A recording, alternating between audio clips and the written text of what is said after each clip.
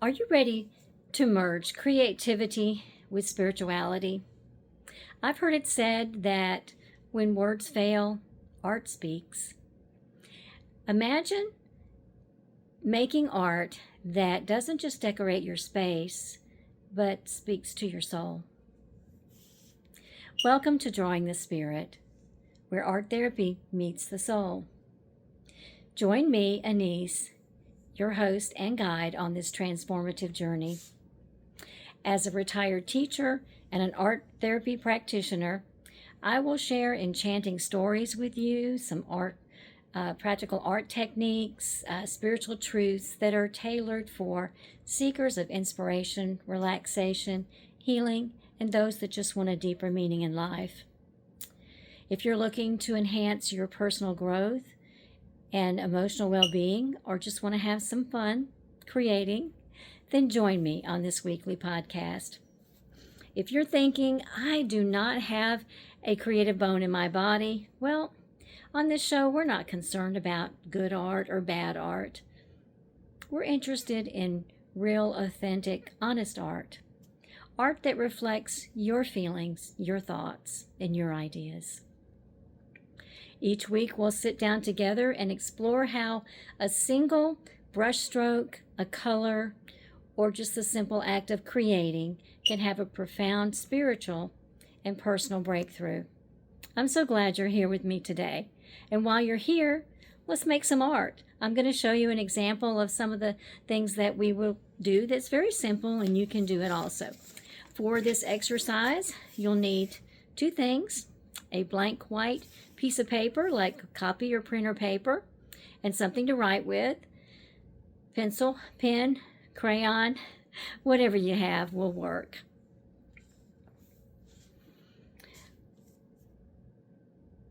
When you've got those things, we're going to do the exercise called Breaking the Blank White Page. So I'm going to move the camera over here a little bit so we can see the easel. What I want you to do is to just make a mark somewhere on your page. It doesn't matter where. It doesn't matter what the mark looks like. I'm going to get my marker and do one also here. I'm just going to make just a little squiggly thing right there. And that's all you need to do. We're not looking for beauty. We just want to break the silence of the page. We want to begin something. If you have perfectionism tendencies or difficulty starting things, you procrastinate, then this exercise is going to be really good for you because you've already started something right now. So now that you've made your mark, you're now free to play and create because you've started it. Don't have to procrastinate anymore. And we'll go further with this in a moment. I just want to look at the how that the perfect paper is no longer perfect. It can look like a mistake or just a little mess that's on the page. And it reflects life, I think, because life can get messy. And we can get messy when we're in it. I grew up in a generation where we got messy playing all the time. We were told every day after school to go outside and play. And we did. We ran through the woods, we rode our bikes, we skated down the hills, we jumped in the mud puddles. You know, we were pretty rough with the games. We played dodgeball and my favorite, Red Rover. And while we were playing, our parents had us wear something called play clothes. Those were just clothes that they didn't mind that got messed up. We weren't to wear our good school clothes or church clothes to play because we could get them torn or just get grass stains and things like that on them. Because our parents knew while you were participating in life, you are going to get messy. And we weren't just really playing games. We were learning a lot of life lessons. We were learning to get along with others. We were learning to take turns and be fair because we thought we were playing games, but we were learning a lot of things that we needed to know.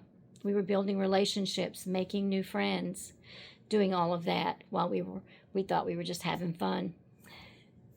but we weren't. We were out getting messy and playing and learning valuable life lessons that we have used our whole lives. And we played until the streetlights came on. That was always our cue for all the kids in the neighborhood to go home and have dinner with your family.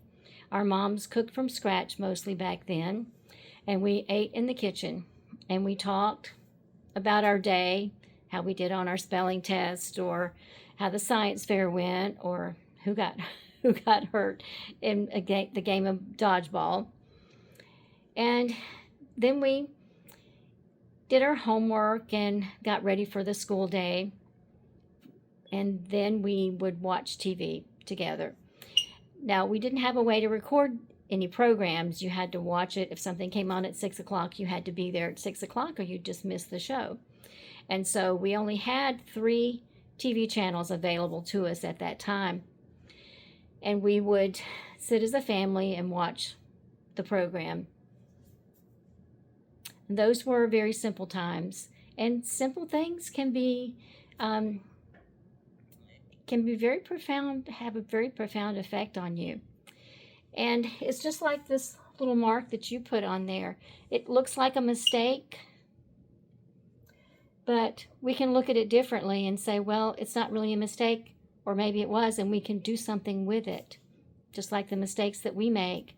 You know, God sees them. He knows we're doing the best that we can, and He'll do something with it. And that's what we're going to do. We're going to look at this differently. It's not going to really be a mistake. We're going to make something beautiful out of it. And when you make a mistake, that's a good thing to do. Do something with it. So I'm going to show you how to make a flower. Just take your marker, and whatever mark you made, draw a circle around it. And then I kind of turn my hand to the side to draw. If you try to do the point, you don't get as good of shapes, I don't think. But you can do just like some half circles, kind of like Mickey Mouse ears. You can do some straight ones, some oval, or you can make something that looks like it's an otherworldly. It doesn't have to look like something that you would see in the garden. And you can, like that's why I like the chisels, that you can fill this in a little bit. And I like to blend my colors too. I'm going to put a little pink in here. Let me get my chisel in here.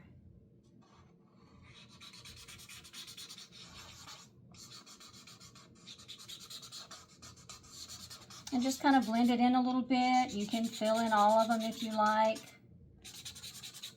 Or you can make some shapes in here. And this is the blender, the little watercolor blender that has the alcohol and the water in it. And I don't know if you can see this. I'm going to wet it a little bit. And then you can just kind of blend these colors in a little bit like that. So then they're not as prominent, and it looks a little bit more like a watercolor when you do that.